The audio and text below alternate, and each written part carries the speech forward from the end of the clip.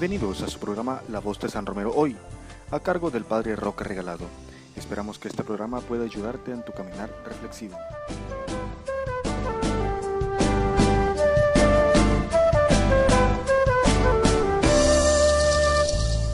No entiendo cuando dicen que está muerto, si aún su voz se escucha en el misterio de la fragancia limpia de los cerros o en medio de la milpa y del incienso.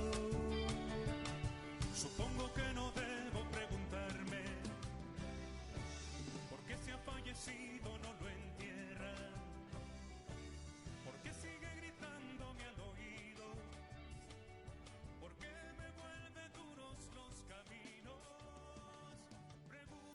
Sean bienvenidos a este espacio de reflexión aquí en Radio María, donde reflexionamos la palabra de Dios y reflexionamos también a la luz de la palabra de San Romero en la realidad de nuestro país. Hoy estamos por reflexionar en esta jornada el 18º domingo del tiempo ordinario, que es la liturgia de este próximo domingo, que Monseñor Romero tituló su homilía Sentir con la Iglesia, homilía que él predicó el 31 de julio de 1977. Las lecturas son Eclesiastés 1, 2, 21, 23, Colosenses 3, 1, 5, 9, 11 y Lucas 12, 13, 21. Vamos a escuchar entonces el Evangelio para iniciar nuestra reflexión. Lectura del Santo Evangelio según San Lucas. En aquel tiempo dijo uno del público a Jesús: Maestro, dile a mi hermano que reparta conmigo la herencia. Él le contestó: Hombre, ¿quién me ha nombrado juez o árbitro entre ustedes? Y dijo a la gente: Mirad, guardaos de toda clase de codicia, pues aunque uno ande sobrado, su vida no depende de sus bienes. Y les propuso una parábola. Un hombre rico tuvo una gran cosecha y empezó a echar cálculos. ¿Qué haré? No tengo dónde almacenar la cosecha.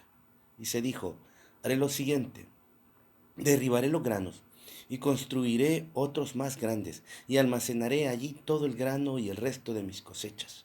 Y entonces me diré a mí mismo: hombre, tienes bienes acumulados para muchos años. Túmbate, come, bebe y date una buena vida. Pero Dios le dijo: necio, esta noche te van a exigir la vida. Lo que has acumulado, ¿de quién será? Así será el que amasa riqueza para sí y no es rico ante Dios. Palabra del Señor. Gloria y honor a ti, Señor Jesús. Muy bien, este es el Evangelio que se nos propone meditar en el próximo domingo, y San Romero tomó esta lectura para darnos algunas ideas importantes acerca del trabajo de la Iglesia y del manejo de los bienes. Dice San Romero en su reflexión: este es el mensaje que yo quisiera subrayar hoy para ustedes y para mis queridos radioyentes. El mensaje de la trascendencia. Trascendencia es una palabra que quiere significar la perspectiva hacia lo eterno, hacia Dios, hacia lo divino. Solo cuando se mira el mundo, las cosas, las riquezas, la tierra, hacia Dios que le dio origen, las cosas tienen sentido. Cuando miramos las cosas, las riquezas, los bienes de la tierra, sin tener en cuenta a Dios, las cosas se hacen vanas. Así lo describe el concilio en una de sus frases lapidarias de la constitución de la Iglesia en el mundo de hoy: la criatura sin creador se desvanece. Y voy a leerles todo ese párrafo del concilio, que me parece el mejor comentario de la lectura de hoy. Está en la constitución de la Iglesia en el mundo actual, el número 36, y dice así: muchos de nuestros contemporáneos parecen temer que por una excesiva, estrecha vinculación entre la actividad humana y la religión, sufran trabas las autonomías del hombre, de la sociedad y de la ciencia. Si por autonomía de la realidad terrena se quiere decir que las cosas creadas y la sociedad misma gozan de propias leyes y valores que el hombre ha de descubrir, emplear y ordenar poco a poco, es absolutamente legítima esta existencia de autonomía. no es solo que lo reclamen imperiosamente los hombres de nuestros tiempos, es que además responde a la voluntad del Creador, pues por la propia naturaleza de la creación, todas las cosas están dotadas de consistencia, verdad, bondad propia y de un propio orden regulado que el hombre debe respetar con el reconocimiento de la metodología particular de cada ciencia o arte. Pero si autonomía de lo temporal quiere decir que la realidad creada es independiente de Dios y que los hombres pueden usarla sin referencia al Creador, no hay creyente alguno a quien se le escape la falsedad envuelta en tales palabras. La criatura sin el Creador desaparece. Por lo demás, cuantos creen en Dios, sea cual fuere su religión, escucharon siempre la manifestación de la voz de Dios en el lenguaje de la creación. Más aún, por el olvido de Dios, la propia criatura queda oscurecida. Vaciedad sin sentido, todo es vaciedad. Es una perspectiva de la creación prescindiendo del Creador. Todo es vano de veras. Las cosas no tienen sentido en sí mismas, solamente esa autonomía que nos ha dicho el concilio. Es decir, las cosas tienen su ser, su belleza, su propio valor, porque Dios se las ha dado. Y en este sentido, si recobran toda su belleza cuando las cosas se miran con esa trascendencia, con esa orientación, con esa perspectiva hacia Dios. Entonces ya no son vaciedad, sino que tienen propia belleza, pero teniendo en cuenta que todo lo están recibiendo de Dios. En este sentido, también hay que analizar el Evangelio tan precioso de nuestro Señor Jesucristo de este domingo, cuando le dice a aquel hombre que le pedía la colaboración para que su hermano repartiera sus herencias. Y Jesús le dice que no es juez de estas cosas temporales. Lo está diciendo que mire hacia el origen de las cosas, que no son la fuente de la felicidad, que no es en tener como los hombres son felices, sino en tener las cosas, pero mirando hacia Dios y la voluntad de Dios. Hacia estas cosas, mirad, las dice Cristo, guardaos de toda clase de codicia, pues aunque uno ande sobrado, su vida no depende de sus bienes. He aquí una amonestación de los bienes terrenales hechos por Jesucristo. La iglesia, como Cristo, no está puesta en el mundo para ser juez o árbitro de los bienes temporales.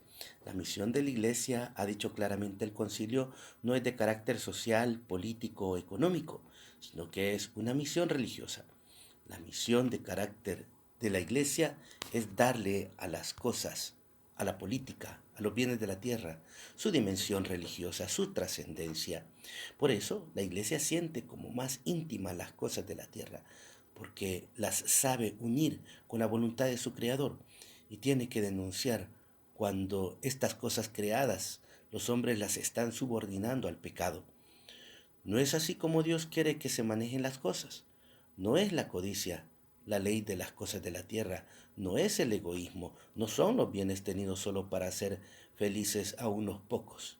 Es la voluntad de Dios que ha creado las cosas para la felicidad y para el bien de todos, lo que nos exige a nosotros en la iglesia a darle a las cosas su trascendencia, su sentido según la voluntad de Dios.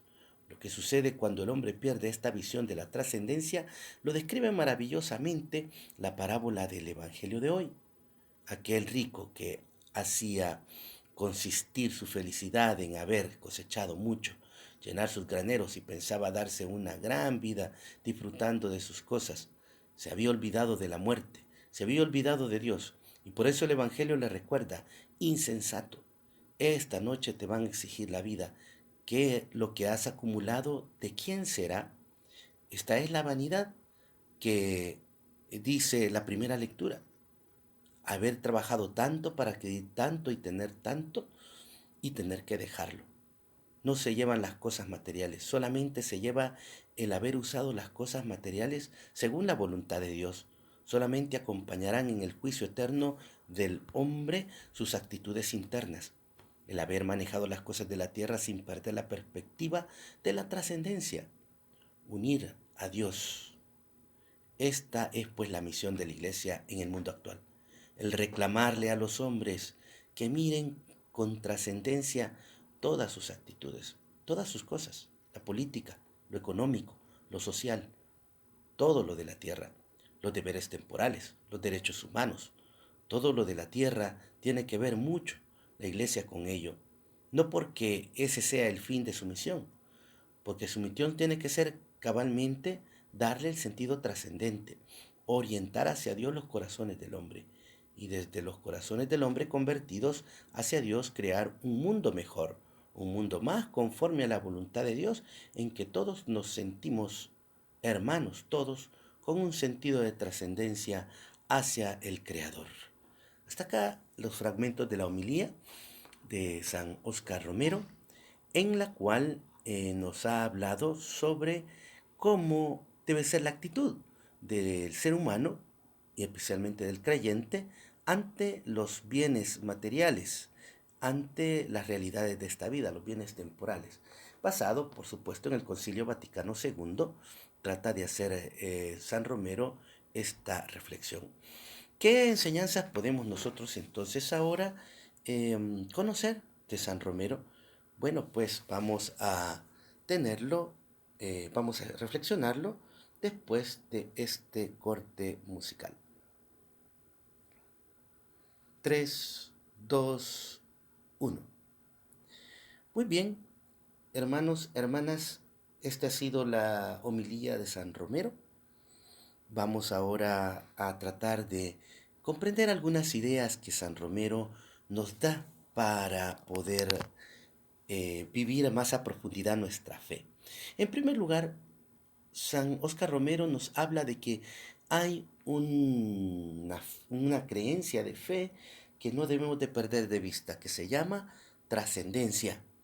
Es decir, eh, la trascendencia es aquella actitud de ver más allá de la realidad histórica, de nuestra realidad y existencia humana, la existencia dentro de la parte material, digámoslo, de este mundo, más allá del orden social que podamos tener, más allá de los alcances humanos que se puedan tener, está ese pensar y ese sentir de la trascendencia, que es esa parte, esa dimensión espiritual del ser humano que también inunda la realidad existente, que inunda esta experiencia humana, material que vivimos, ¿verdad? Esta vida temporal. La trascendencia es entonces hacerse sensible al misterio de Dios y a ese experiencia de vivir la cotidianidad empapado del misterio de Dios. Trascendencia es entonces no perder de vista esta parte del ser humano, la parte espiritual, podríamos llamarlo así, ¿verdad? Aunque recordemos que el ser humano es una sola cosa, es espíritu encarnado, entonces no podemos pues separar lo espiritual de lo material, ¿verdad? Quien tiene la visión de trascendencia se mira a sí mismo envuelto en esa dimensión trascendente. Entonces, Monseñor Romero nos dice que no podemos perder esta visión de trascendencia para no perder el horizonte de la historia humana, no perder los objetivos de nuestra vida, los objetivos de cada día, de cada momento, de cada experiencia humana. Y ese objetivo es el encuentro con Dios. Por esto es que San Romero va a decir, bueno, los bienes materiales, la sociedad, la política, la economía, toda esta construcción social que el ser humano ha hecho, tiene una autonomía, pero por autonomía se refiere a que hay ya determinadas leyes que rigen el actuar humano en determinadas áreas. Por ejemplo, hay leyes económicas, hay leyes políticas, hay leyes civiles, hay leyes naturales que el ser humano en la ciencia va descubriendo, va construyendo y va haciendo que funcione la sociedad, que funcione la realidad. Así es pues como San Romero nos habla de esa autonomía, a una autonomía en la que nosotros podemos trabajar esa realidad, trabajar esa experiencia de fe, trabajar esa experiencia humana. Pero, dice San Romero, sin esa autonomía no podemos nosotros olvidarnos de Dios. Autonomía no significa apartar todas estas áreas de la vida del ser humano sin Dios. No podemos nosotros decir que Dios no tiene nada que ver en la economía, o que Dios no tiene que ver nada en la política, o que Dios no tiene que ver nada en lo social. Claro que sí, porque todo esto que Dios ha creado también está bajo la voluntad por la cual Él las creó, ¿verdad? Así es que en este sentido, San Romero pues nos invita a descubrir esa autonomía de las cosas. Por esa autonomía misma, ¿verdad? La fe, la religiosidad no puede eh, tomar puestos técnicos, sino más bien orientar, ayudar al cristiano que vive en la economía, al cristiano que vive en la política, al cristiano que vive en lo social. No puede, San Romero nos dice que no puede transgredir estas leyes imponiendo su fe o imponiendo su creencia religiosa. No, no puede hacer eso. No puede cambiar las leyes económicas por la ley de Dios o las leyes, o no podemos regir la política por medio de los textos bíblicos, pero sí podemos iluminar desde la convicción de la fe esas leyes políticas, esas leyes sociales, esas leyes eh, económicas, para que cumplan la voluntad de Dios, la economía cumpla la voluntad de Dios, para que la política cumpla la voluntad de Dios, para que la sociedad cumpla la voluntad de Dios. Entonces, en este sentido, es importante el que descubramos ese sentir que San Romero llamó la dimensión política de la fe, es decir, esa dimensión en la que Dios va orientando la conciencia del ser humano para que a través de la política, a través de la economía, a través de la sociedad, de la construcción de estructuras sociales, se vaya generando la voluntad de Dios, el reino de Dios. ¿Cuál es la voluntad de Dios? Bueno, primera voluntad de Dios es que todos los seres humanos nos salvemos. Entonces la economía debe ayudar a que todos los seres humanos vivan la salvación de Cristo, vivan esa experiencia de la vida plena, de la vida digna, de la vida del encuentro con Dios, ¿verdad? La política, ¿verdad? Está construida o debe ser construida para alcanzar el bien común, que también es voluntad de Dios el bien común.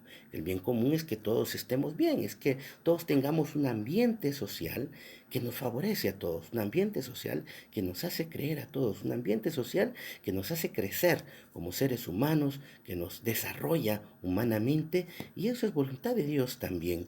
Eh, por eso es que la segunda enseñanza que nos va a enseñar, que nos va a dar a entender San Romero, es que sin esa visión de trascendencia, sin esa visión del misterio de Dios en el ser humano y en la sociedad, las estructuras que están creadas por el ser humano para buscar la voluntad de Dios se vuelven estructuras de pecado, se vuelven estructuras de injusticia, se vuelven estructuras de, em, de que dañan al ser humano, que generan muerte, en vez de generar vida. Dios es un Dios de vida y la voluntad de Dios es que todos, que el hombre viva y viva plenamente.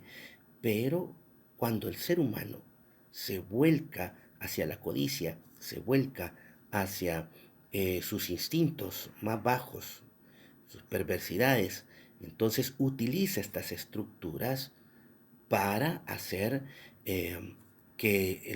conseguir sus fines, como el lucro, como la ganancia indebida, la corrupción, adquirir poder político, adquirir fuerza militar, etcétera.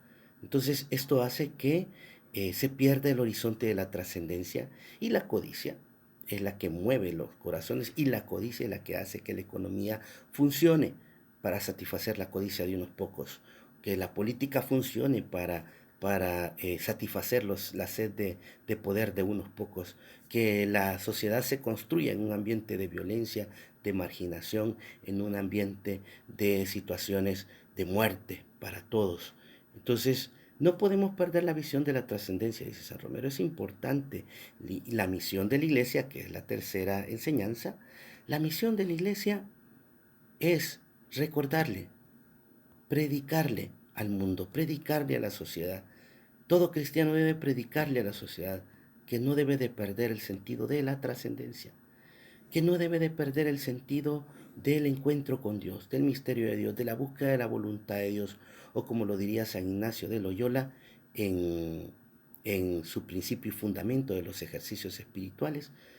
eh, Dice, el hombre ha sido creado para conocer a Dios, y conocerlo, amarlo, y amarlo, servirlo, y servirlo, salvar su alma.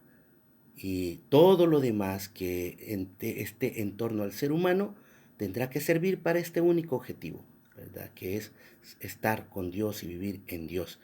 El principio y fundamento se llama esta enseñanza de los ejercicios espirituales, que es como el primer paso de los ejercicios. Entonces, San Romero nos habla entonces de que la iglesia debe de ser la conciencia y debe de ser la que haga presencia del reino de Dios en medio de la sociedad, la que haga presencia del reino de Dios en medio de todos los hermanos y hermanas para que se encuentren con Dios. Todo lo que nosotros tengamos debe de ayudarnos a encontrarnos con Dios. Todo lo que nosotros poseemos solo son medios para encontrarnos con Dios. No se pueden volver fines. Cuando se vuelven fines, se vuelven ídolos. Y entonces es el problema en nuestras sociedades. Nuestras sociedades, especialmente en Latinoamérica, lo dijeron los documentos de Medellín y de Puebla, y lo dice también Aparecida, el problema en nuestra sociedad es que hay ídolos, y los ídolos hacen que las sociedades, la gente que idolatra, construye las sociedades en torno a esos ídolos. El ídolo más grande que hoy daña tanto a la sociedad es el ídolo del dinero, que ha hecho que los esquemas sociopolíticos se vuelvan adoradores del dinero. Ni el socialismo ni el capitalismo buscan la voluntad de Dios. Están buscando siempre satisfacer estructuras de pecado para pequeños grupos, para pequeñas personas, y están marginando y dejando en la pobreza a tanta gente, tantos hermanos nuestros. Las guerras, por ejemplo, se dan precisamente porque hay idolatría de poder. Las guerras a nivel del mundo, y el Papa Francisco nos lo ha dicho. También la marginación, ¿verdad?, de la gente, los racismos, los machismos y la marginación a la mujer, a los niños, a los débiles, a los ancianos. Todo eso es idolatría en nuestra sociedad, y hay que cambiarlo.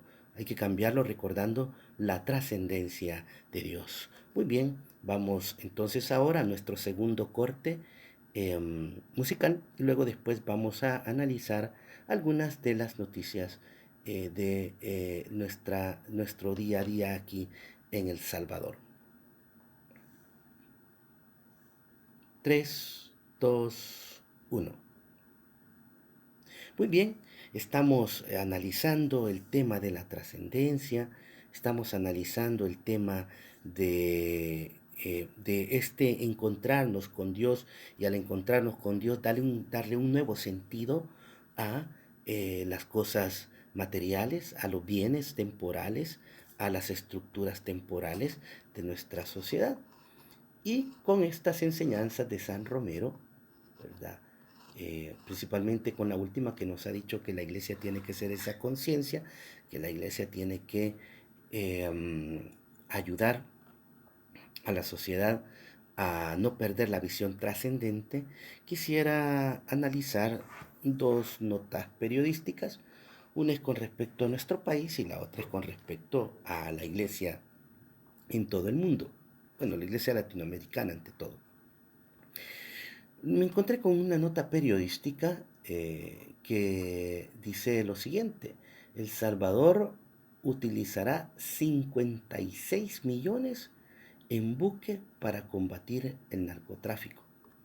La empresa fabricadora de la nave militar actualmente se encuentra elaborando otros buques para otros países de la región.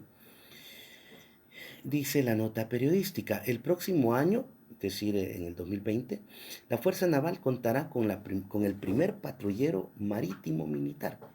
Así lo confirmó el ministro de Defensa Nacional, René Merino Monroy. Además informó que la adquisición no corresponde a la gestión del presidente Nayib Bukele, sino que se trata de un legado de Salvador Sánchez Serén. El próximo año, dijo Merino, viene un patrullero. Ese es, ese se mandó la construcción hace 2 años. Aunque no entró en detalles sobre la compra, Merino Monroy dijo que la empresa fabricadora de la nave militar actualmente se encuentra elaborando otros buques para países de la región. La adquisición del buque militar corresponde a la necesidad de actualización de equipo y combate a la amenaza al territorio, justificó el titular de la defensa. Debemos de ir actualizándonos, el equipo se va deteriorando y las circunstancias van cambiando, señaló. Recientemente Honduras dio a conocer que firmó un tratado de cooperación con Israel que conlleva la fabricación de un buque patrullero militar cuyo costo asciende a más de 56.8 millones de dólares. El buque adquirido por El Salvador se espera sea utilizado para patrullaje marítimo a mar abierto, misiones de defensa costera, vigilancia, rescate costero, intercepción de actividades del narcotráfico, entre otros. Algunas de estas embarcaciones cuentan con helipuerto, según especificaciones de fabricantes israelitas de armamento. Bueno, una noticia que nos desconcierta. Nos desconcierta porque durante todo este tiempo se ha tenido a los hospitales sin medicamento y sí que, sin embargo, se puede invertir 56 millones en un buque militar. Es una cosa, creo yo, a mi parecer, y de acuerdo a la doctrina social de la Iglesia, un poco incoherente. Eh, Se pueden conseguir, diría yo, buques de rescate o de patrullaje en menos precio que esto, 56 millones de dólares. Y es un precio excesivo cuando nuestras escuelas están abandonadas, cuando los servicios sanitarios básicos de nuestra sociedad están un poco descuidados, cuando muchas de nuestras familias salvadoreñas no tienen una casa digna, ¿verdad? Creería yo que esto es un poco excesivo y creo una mala decisión. Es cierto, hay que hacer lucha contra el narcotráfico, pero no creo que es necesario un buque de 56 millones para poder hacer el combate al narcotráfico. Creo que en este sentido, ¿verdad? Se debería, no sé la decisión que tomará, aunque según dice el ministro de Defensa, el barco se va a recibir. Imagino que tienen un contrato que no pueden romper, pero sería triste si este dinero se invierte en una cosa como esta, ¿verdad? Un barco militar. Un buque de 56 millones representa para nuestros países, porque dice que también Honduras va a recibir, ¿verdad? Un buque de estos también para nuestros países. Creo que es una mala inversión. Es como que usted tuviera un salario de $300 y usted decide con esos $300 comprarse un celular de $200. Lo seguro que en el mes usted va a aguantar hambre, ¿verdad? Porque solo le quedarían $100 para pagar agua, luz, teléfono, matrículas de los niños o estudios de sus niños y de sus jóvenes, para los alimentos, para medicamentos, para todo eso, pues $100 no le van a alcanzar. Entonces, esa es una microeconomía, ya no se diga en macroeconomía, donde también tenemos una deuda externa que hay que pagar. 56 millones creo que ha sido un gasto excesivo en este sentido. Esperamos que el ministro tome conciencia de esto, ¿verdad? Que nos demos cuenta que más que necesitar armas necesitamos educación, necesitamos ambientes sanos para nuestros niños, nuestros jóvenes, necesitamos salud para nuestros ancianos. ¿Cuánta gente en los hospitales está necesitando un catéter para poderse hacer una diálisis? Y gastar 56 millones en esto creo que nos parece hasta muy ofensivo para nuestro pueblo salvadoreño. Entonces, pues es lamentable que el dinero de nuestro pueblo se utilice para cosas que creo que no son, que no son la solución a los problemas, porque es cierto, el narcotráfico, claro que es un problema en nuestro país, pero creería yo que más que buscarnos un buque de 56 millones, mejor, eh, mejor es depurar, por ejemplo, a personas involucradas en el narcotráfico que están en la política, depurar a personas que están involucradas en el narcotráfico que están en los juzgados, depurar a personas que están involucradas en el narcotráfico que están en la PNC. Creo que por allí podríamos empezar antes de comprarnos un buque de 56 millones, ¿verdad? Creo que no es esa la respuesta y la solución al problema del narcotráfico. Mejorar nuestras fronteras, por ejemplo, la vigilancia de nuestras fronteras, creo que eso sería mucho más importante que un buque de 56 millones. Pero, en fin. El otro tema que quiero yo resaltar y que nos parece una buena noticia para la Iglesia Latinoamericana es que en octubre de este año se va a celebrar en Roma el Congreso Internacional por los 40 años de Puebla. Esto es un signo muy bonito, porque esto, a mi parecer, creo que es un primer paso para a lo mejor preparar la sexta, eh, la sexta reunión del Episcopado Latinoamericano. Y podría venir un nuevo documento para nuestra iglesia, nuevas líneas pastorales. Pero bueno, por el momento es el Congreso Internacional en Roma. Disertarán en el Congreso, entre otros, los argentinos Aníbal Fornari, el padre Juan Carlos Canone, sacerdote jesuita, y el presbítero Carlos María Gali. Tendrá 4 partes este congreso. La primera se titula América Latina y la década de sangre.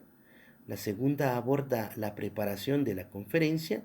La tercera, la agenda de Puebla, mientras que la cuarta tiene por título La herencia de Puebla. Dice la nota tomada de Así Prensa, dice de la siguiente manera. La Pontificia Comisión para América Latina, CAL, anunció la realización de un congreso internacional titulado Comunión y Participación, al cumplirse 40 años de la tercera Conferencia General del Episcopado Latinoamericano en Puebla. El congreso se realizará del 2 al 4 de octubre de 2019 en la Curia General de los Jesuitas en Roma. La conferencia tiene 4 partes. La primera se titula América Latina y la década de sangre. La segunda aborda la preparación a la conferencia. La tercera es la agenda de Puebla, mientras que la cuarta tiene por título La herencia de Puebla. Disertarán en el Congreso, entre otros, los argentinos Aníbal Fornari, el padre Juan Carlos Canone y el presbítero Carlos María Gali. Aníbal Fornari, profesor e investigador de la Universidad Católica de Santa Fe, hablará a cargo o tendrá a cargo el tema de la hermenéutica histórica cultural de Puebla. El sacerdote jesuita y filósofo Juan Carlos Escanone hablará sobre teología de la liberación y teología popular después de Puebla. El presbítero Carlos María Gali, decano de la Facultad de Teología de la Pontificia Universidad Católica Argentina, tocará el tema Las líneas teológicos pastorales desde Puebla hasta hoy. Otros ponentes serán el laico británico Austen Iberich, el sacerdote brasileño José Marins, el italiano Massimo de Giuseppe, Jen Meyer de México, el filósofo Rodrigo Guerra López, el padre Josep Ignasi Sarayana de Navarra, el padre Fidel González Fernández, de la Pontificia Universidad Urbaniana, la mexicana Clara García Huilaurdo, el chileno Carlos Salinas Araneda y el sacerdote brasileño Alexandre Uwey Melo y la docente italiana Gianni Labella. Por su parte, el vicepresidente y secretario de la CAL, el uruguayo Guzmán Garricuri Lecur, tratará sobre la dinámica de la Asamblea y el papel del Papa Juan Pablo II. Y el presidente del CELAM, Monseñor Héctor Cabrejo, hablará sobre evangelización, religiosidad popular y devoción mariana.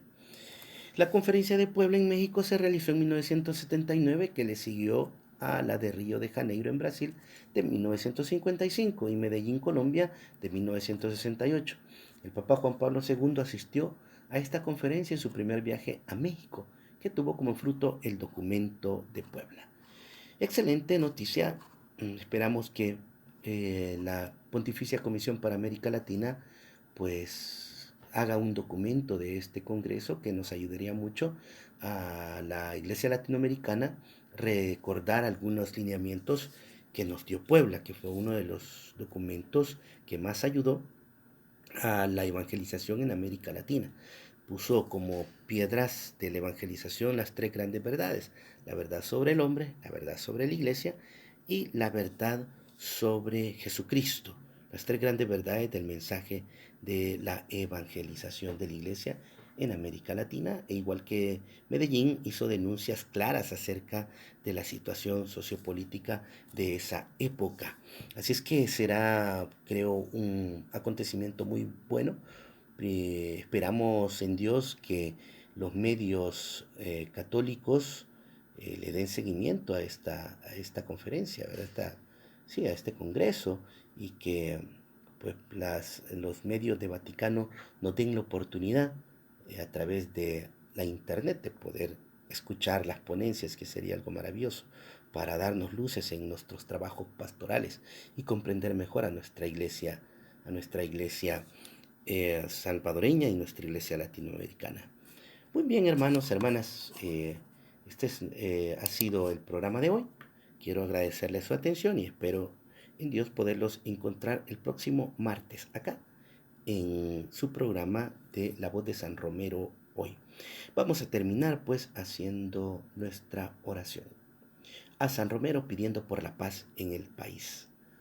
Oh Dios Padre misericordioso, que por inmediación de Jesucristo y la intercesión de la Virgen María, Reina de la Paz, y la acción del Espíritu Santo, concediste a San Óscar Arnulfo Romero la gracia de ser un pastor ejemplar al servicio de la Iglesia y en ella preferentemente a los pobres y los necesitados.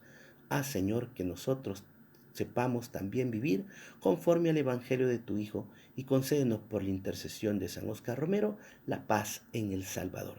Te lo pedimos a ti, que vives y reinas por los siglos de los siglos. Amén. Y la bendición de Dios Todopoderoso, Padre, Hijo y Espíritu Santo, descienda sobre todos ustedes y llegue hasta la intimidad de sus casas. Amén. Alabado sea Jesucristo.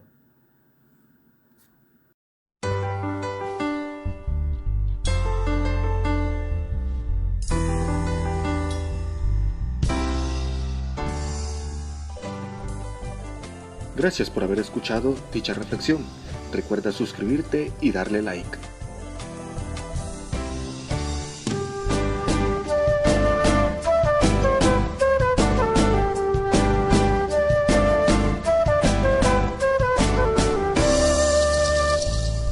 No entiendo cuando dicen que está muerto, si aún su voz se escucha en el misterio de la fragancia limpia de los cerros o en medio